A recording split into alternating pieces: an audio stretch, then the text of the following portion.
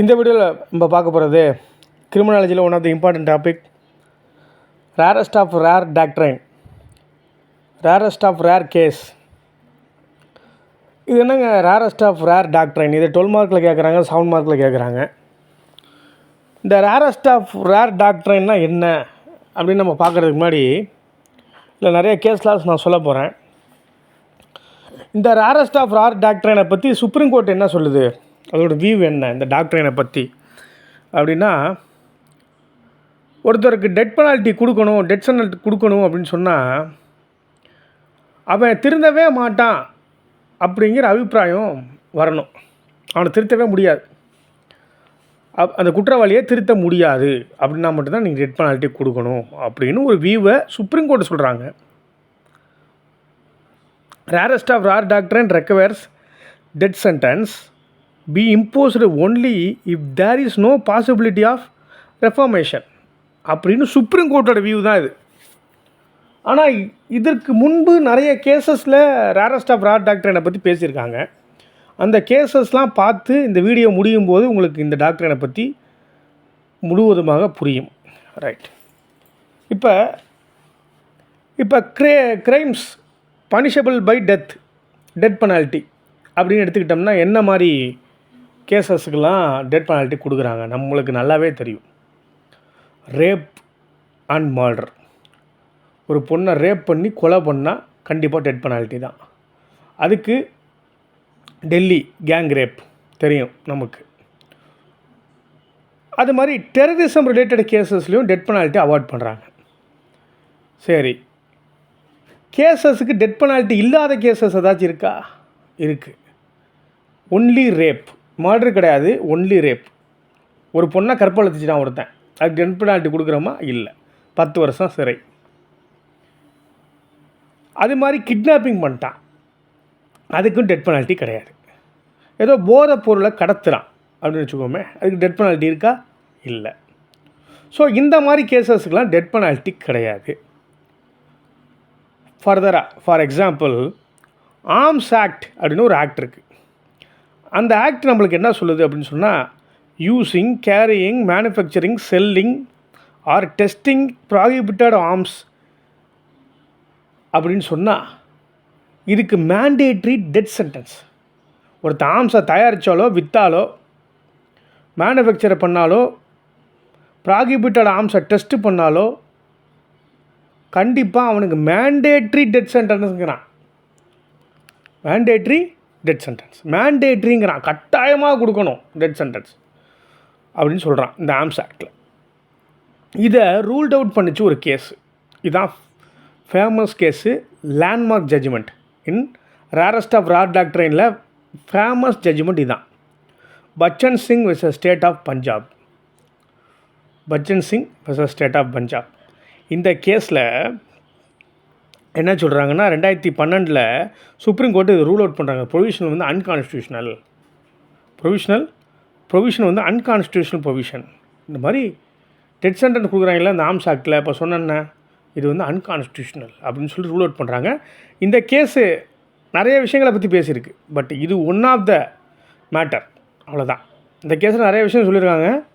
இப்போ நான் சொன்னது இந்த ஆர்ம்ஸ் ஆக்டை ரூல் அவுட் பண்ணுச்சு. நாம் ஆர்ம்ஸ் ஆக்டில் உள்ள அந்த ப்ரொவிஷன் இருக்குல்ல, மேண்டேட்ரி டெத் சென்டென்ஸ் சொன்னாங்கன்னா அதை வந்து ரூல் அவுட் பண்ணுச்சு இந்த பச்சன் சிங் கேஸ். அது மட்டும் இல்லாமல் Mithu versus state of Punjab, Mithu versus state of Punjab, இது எல்லாத்துக்குமே ஸ்க்ரீன்ஷாட்டாக நான் ப்ரொவைட் பண்ணுற கேஸ்லாம் நீங்கள் கவலைப்பட வேண்டிய அவசியம் இல்லை. டெத் பெனால்ட்டி அன்கான்ஸ்டியூஷனல் சொல்கிறான் Mithu versus state of Punjab. அப்புறம் ஃபர்தராக என்ன பண்ணுறான், supreme court ruled out mandatory death penalty. Mandatory death பெனால்ட்டின்னு சொல்கிறான்னா இதுலேயும் ரூல் அவுட் பண்ணுறான். மித்து வெர்சஸ் ஸ்டேட் ஆஃப் பஞ்சாப்லேயும் இந்த மேண்டேட்ரி அப்படிங்கிற வார்த்தையை தூக்கிடாமல, இதுவே அன்கான்ஸ்டியூஷனல் சொல்கிறான். ரைட், இப்போ ரேரஸ்ட் ஆஃப் ரேர் டாக்ட்ரைனை யூஸ் பண்ணி டெத் பெனால்ட்டி கொடுக்குறாங்களே, அது எந்த மாதிரி சமயத்திலங்க கொடுக்கணும் அப்படின்னா அதில் நிறைய ஒரு கன்ஃபியூஷன்ஸ்லாம் இருக்குது.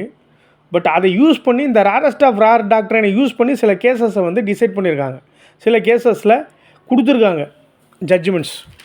அந்த கேசஸை வந்து எக்ஸாம்பிளுக்கு சொன்னேன்னா உங்களுக்கு புரியும். Nirmal Singh versus state of Haryana. Nirmal Singh versus state of Haryana. இந்த நிர்மல் சிங் கேஸில் 2 அக்யூஸ்டு இருக்கான். 2 அக்யூஸ்டும் கன்விக்ட் பண்ணிட்டாங்க. அப்படின்னு எதுக்கு கன்விக்ட் பண்ணாங்கன்னா 5 பேரை என்ன பண்ணியிருக்காங்க, மர்டர் பண்ணியிருக்கானுங்க. அதுக்கு 2 ஐ விட்னஸ் இருக்குது. மெடிக்கல் விட்னஸும் அவங்களுக்கு சாதகமாக தான் இருக்குது. கண்டிப்பாக அவங்க கொலை பண்ணது இவங்க தான் அப்படின்னு 2 அக்யூஸ் பண்ணி. அதில் 1 அக்யூஸ் மேலே ரேப் கேஸும் இருக்குது. ப்ரீவியஸ் ஹிஸ்ட்ரி பார்ப்பாங்கள்ல, ஏற்கனவே ஏதோ குற்றத்தில் ஈடுபட்டிருக்கானா அப்படின்னு பார்க்கும்போது இப்போ மேலே ரேப் கேஸும் இருக்குது. 1 அக்யூஸ் மேலே 2 அக்யூஸ்டு, அதில் ஒருத்தன் மேலே ரேப் கேஸ் இருக்குது. சரி, இதெல்லாம் சுற்றி வச்சு பார்க்கும்போது 5 பேரை வரை கொண்டிருக்காங்க ப்ரூட்டலாக. எப்போ கொண்டிருக்காங்க? பாவம் பொழைச்சி போடான்னு சொல்லி பெயிலில் விட்டா அந்த அந்த பெயிலுங்கிற ப்ரிவிலேஜ் தானே, அந்த ப்ரிவிலேஜை அவன் தப்பாக பயன்படுத்துகிறான்னு சுப்ரீம் கோர்ட் சொல்லுது. தப்பாக பயன்படுத்தி அந்த நேரத்தில் போய் 5 பேரை கொண்டிருக்காங்க. இவனை சும்மா விடலாமா? இவன் திருந்துவானா? திருந்த மாட்டான். அப்போ இங்கே இந்த டாக்டரை யூஸ் பண்ணுறது கரெக்டு.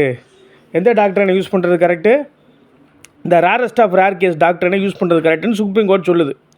கண்டிப்பாக இந்த ரேரஸ்ட் ஆஃப் ரேர் கேஸ் டாக்டரைனுக்குள்ளே தான் இந்த கேஸ் வருதுன்னு சொல்லுது. இப்போ கிட்டத்தட்ட ஒரு உங்களுக்கு ஒரு கம்ப்ளீஷனுக்கு வந்திருக்கும். இந்த டாக்டரைன் என்ன சொல்லுது அப்படிங்கிறது உங்களுக்கு புரிஞ்சிருக்கும். அடுத்தது Amit Ammu versus state of Maharashtra. Amit Ammu versus state of Maharashtra. இந்த கேஸில் அக்யூஸ்டுக்கு ஏஜ் 20 வயசு. அக்யூஸ்டு ஏஜ் 20 வயசு. ஒரு ஸ்கூல் கேலை கடத்திட்டு போய் ரேப் பண்ணிட்டான். ரேப் பண்ணி கொன்னுட்டான். 12 வயசு அந்த பொண்ணுக்கு. இவனுக்கு 20 வயசு, அந்த பிள்ளைக்கு 12 வயசு. அந்த பிள்ளைய கடத்திட்டு போய் தனியாக ஒரு இடத்துல வச்சு, யாருமே இல்லாத இடத்துல வச்சு ரேப் பண்ணி மர்டர் பண்ணியிருக்கான். சரி, இதெல்லாம் பார்த்துட்டு செஷன்ஸ் கோர்ட் இவனை என்ன பண்ணுதுன்னா டெத் பெனால்ட்டி கொடுக்குது. ரேரஸ்ட் ஆஃப் ரேர் டாக்டரைன் இங்கே வரும்னு சொல்லுது செஷன்ஸ் கோர்ட். இவன் அப்பீலுக்கு போகிறான் சுப்ரீம் கோர்ட்டுக்கு. சுப்ரீம் கோர்ட்டுக்கு அப்பீல் போகும்போது சுப்ரீம் கோர்ட் என்ன சொல்லுதுன்னா, இந்த டெத் பெனால்ட்டி கொடுக்குறீங்களா ரேரஸ்ட் ஆஃப் ரேர் டாக்டர்னுக்குள்ளே இவன் வரமாட்டான், லைஃப் இம்ப்ரெஸ்மெண்ட் கொடுங்க. ஏன்னா இவன் 20 வயசு பையன், சின்ன பையன் அப்படின்னு சொல்லி முடிவெடுக்குது சுப்ரீம் கோர்ட். இங்கே சில கன்ஃபியூஷன்ஸ் இருக்குது. இதான் சொன்னேன், இந்த கன்ஃபியூஷனுங்கிறது. இங்கேயும் ப்ரூட்டலாக தான் ரேப் பண்ணி மர்டர் தானே பண்ணியிருக்கான், இங்கேயும் டெத் பெனால்ட்டி தான் கொடுக்கணும். ஆனால் இந்த இடத்துல ஜட்ஜி என்ன நினைக்கிறாரு அப்படின்னு சொன்னால், அவன் 20 வயசு, அவனோட ஏஜை கன்சிடர் பண்ணுறாரு. ஏஜை கன்சிடர் பண்ணி சின்ன பையன் தப்பு பண்ணிட்டான், ரைட், போ டெத் பெனால்ட்டி அவனுக்கு கொடுக்காத அப்படிங்கிறார். இந்த கேஸில் Amit Ammu versus state of Maharashtra. State of Maharashtra. அடுத்தது Surjaram versus state of Rajasthan. Surjaram versus state of Rajasthan. இதில் அக்யூஸ் என்ன பண்ணுறான், அவன் பிரதரோட 2 சன்னு, அப்புறம் அவனோட ஆன்ட்டி, இவங்க எல்லாத்தையும் கொலை பண்ணிட்டான். Brutal murder. சரி, அது மட்டும் இல்லாமல் ஹி ஆல்சோ அட்டெம்ப்ட் மர்டர். யாரை அட்டெம்ப்ட் மர்டர் பண்ண நினைக்கிறான்னா பிரதர் ஒய்ஃபு அண்டு பிரதர் டாட்டரை. சரி, இதெல்லாம் பார்க்கும்போது இதெல்லாம் சடன் ப்ரொவகேஷனில் வந்ததா? திடீர்னு நினச்சாயா கொண்டுட்டாயா அப்படின்னா அது சடன் ப்ரொவகேஷன். அப்படி கிடையாது. ஏற்கனவே கால்குலேஷன்லாம் போட்டிருக்கான். தான் பிரதரை கொல்லணும், அவங்களோட சன்ஸை கொல்லணும், அப்புறம் ஆண்ட்டை கொல்லணும். அதுக்கப்புறம் என்ன பண்ணுறான், பிரதரோட 2 பசங்களையும் ஒய்ஃபையும் விட்டு வைக்கல. சரி, அவளையும் போட்டு தள்ளிடுவான். இவங்க பேர் செத்ததுக்கப்புறம் அவள் இதுக்கு உயிரோடு வந்துக்கிட்டு அவளையும் சாவடிப்போம், அடுத்தது பொண்ணையும் சாவடிப்போம், இப்படின்னு கால்குலேஷன் போட்டு வாழ்ந்துக்கிட்டு இருக்கான் அவன். இப்போ இவன் வெளியே விட்டால் ரிஃபார்ம் ஆவானா? இங்கே ரிஃபார்மேஷனுங்கிறது வருமா? நடக்காது. அவன் கால்குலேஷனில் இருக்கான். சடன் ப்ரொவகேஷனும் இங்கே கிடையாது. So it clearly fell into the rarest of rare doctrine அப்படின்னு சொல்லி சுப்ரீம் கோர்ட் சொல்லுது. டெத் பெனால்ட்டி கொடுக்குறது இங்கே சரிதான் அப்படின்னு சொல்கிறாங்க. ரைட்டா? ரைட். அடுத்தது Prajeet Kumar Singh versus state of Bihar. Prajeet Kumar Singh versus state of Bihar. இந்த கேஸில் ரேரஸ்ட் ஆஃப் ரேர் கேஸ் அப்படின்னு சொல்கிறீங்கள அந்த doctrine, what should constitute a rarest of rare case? ரேரஸ்ட் ஆஃப் ரேர் கேஸ்னால் எப்படிங்க நீங்கள் டிஃபைன் பண்ணுறீங்க? அதுக்கு எதாவது டெஃபினேஷன் இருக்கா? இல்லை. அப்புறம் அதுக்கு தான் நீங்கள் டெத் சென்டர் கொடுக்கணும்னு சொல்கிறீங்க, அது எப்படி சொல்கிறீங்க அப்படின்னு சொன்னால், இந்த கேஸில் ஒரு விஷயத்த சொல்கிறாங்க கோர்ட்டு. என்ன சொல்கிறாங்கன்னா, அந்த மர்டர் எக்ஸ்ட்ரீம்லி ப்ரூட்டல் மர்டராக இருக்கணும். For example Delhi gang rape பண்ணி மர்டர் பண்ணான் பஸ்ஸில். எவ்வளோ மோசமான ரேப்புங்கிறது தெரியும். ஸோ இந்த மாதிரி ப்ரூட்டலாக இருக்கணும் அந்த ரேப்பு. அப்படின்னா தான் நீங்கள் வந்து இந்த ரேரஸ்ட் ஆஃப் ரேர் டிராக்டருக்குள்ளே அது வரும். அப்போ தான் நீங்கள் டெத் பெனால்ட்டி அவாய்ட் பண்ண முடியும் அப்படின்னு இந்த பிரஜித் குமார் சிங் ஸ்டேட் ஆஃப் பீகார் இந்த கேஸில் சொல்கிறாங்க. ரைட். மோரோவர் செக்ஷன் 416 சிஆர்பிசி இது என்ன சொல்லுதுன்னா, நமக்கு தெரியும் செக்ஷன் 416 சிஆர்பிசி ஒரு உமன் ப்ரெக்னெண்ட்டாக இருந்தான்னு சொன்னால் அவளுக்கு டெத் பெனால்ட்டி கொடுக்கக்கூடாது. அந்த டெத் பெனால்ட்டியை தள்ளி போடணும், போஸ்ட்போன் பண்ணணும். அது ஒரு வழி. இல்லை அப்படின்னு சொன்னால் என்ன பண்ணணும், அவளோட டெத் பெனால்ட்டியை கேன்சல் பண்ணி லைஃப் இம்ப்ரெஸ்மெண்ட்டாக மாற்றுவாங்க. 2 வழி. ஏன்னா அவள் பண்ண தப்புக்கு அவளுக்கு மட்டும் தான் தண்டனை டெத் பெனால்ட்டி. அவளுக்குள்ளே வளர்கிற குழந்தைக்கு அது கிடையாது. அதுதான் சட்டம். இது நம்மளுக்கு தெரியும் as per செக்ஷன் 416 சிஆர்பிசி. அதனால் டெத் பெனால்ட்டிலேருந்து செக்ஷன் 416 காப்பாற்றுது அந்த பெண்ணை. ப்ரெக்னெண்ட்டாக இருக்கும்போது தூக்கு தண்டனை கொடுக்க மாட்டாங்க. அப்புறம் ஆர்டிகல் 72 பிரசிடெண்ட்டுக்கு பார்டனிங் பவர் இருக்குது. ஆர்டிகல் 161 கவர்னருக்கு பார்டனிங் பவர் இருக்குது. ஒரு மெர்சி பெட்டிஷன் போடலாம், இந்த மாதிரி டெத் பெனால்ட்டி கொடுக்கக்கூடாது அப்படின்னு சொல்லி மெர்சி பெட்டிஷனை ரிலேஷன் போடுவாங்க, அக்யூஸோட ரிலேஷன் போடுவாங்க. அதெல்லாம் நிறையா கிரவுண்ட்ஸ் இருக்குது. அதெல்லாம் ஆராய்ச்சி பார்த்துட்டு பிரசிடெண்ட்டாக நினச்சாருன்னா மெர்சி பெட்டிஷன் வந்து கன்சிடர் பண்ணி கொடுக்கலாம். கருணை அடிப்படையில் டெத் பெனால்ட்டி வேணாம் அப்படின்னு சொல்லி கொடுக்கலாம். அதுக்கு ஏஜை கன்சிடர் பண்ணுறாங்க, அவங்க ஏஜ் என்ன, அப்புறம் வந்து லா வந்து டூ ஹார்ஷாக இருக்கா அப்படிங்கிறத பார்ப்பாங்க. அப்புறம் வந்து அந்த அக்யூஸ் இருக்கார், அவர் தான் sole breadwinner of the ஃபேமிலியா அப்படிங்கிறதையும் பார்ப்பாங்க. அவர் இருந்தால் தாங்க குடும்பமே இயங்கும். அவர் ஒருத்தர் தான் ஆள், வேறு யாருங்க சம்பாதிச்சு கொடுக்க கூட ஆள் இல்லைங்க அப்படிங்கிற நிலமையில் அந்த குடும்பம் இருக்கா அப்படிங்கிறத பார்க்கும். இதெல்லாம் பார்த்து தான் டிசைட் பண்ணுவாங்க. இப்போ பிரதிபா பாட்டேல் அப்படின்னு ஒரு குடியரசுத் தலைவர் இருந்தாங்க.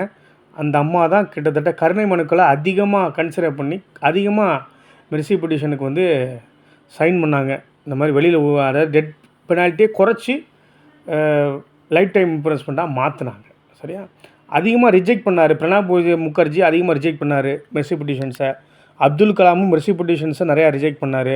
அதுக்கப்புறம் டெல்லி கேங் ரேப்பில் கூட மெர்சி பெட்டிஷன் வந்து ராம்நாத் கோவிந்துக்கிட்ட போச்சு. அவர் வந்து மெர்சி பெட்டிஷனை ரிஜெக்ட் பண்ணி தான் டெத் பெனால்ட்டி அவாய்ட் பண்ணாங்க அந்த கேங் ரேப் பண்ண பசங்களுக்கு. ரைட். இதுதான் விஷயம். இப்போ நம்ம ரேரஸ்ட் ஆஃப் ரேர் டாக்ட்ரைன் எதை பற்றி பேசுது அப்படிங்கிறது ஈஸியாக உங்களுக்கு புரிஞ்சிருக்கும். கிரிமினாலஜியில் one of the important topic ஸ்டடியில் ஃபாலோ பண்ணுங்கள், சப்ஸ்கிரைப் பண்ணுங்கள்.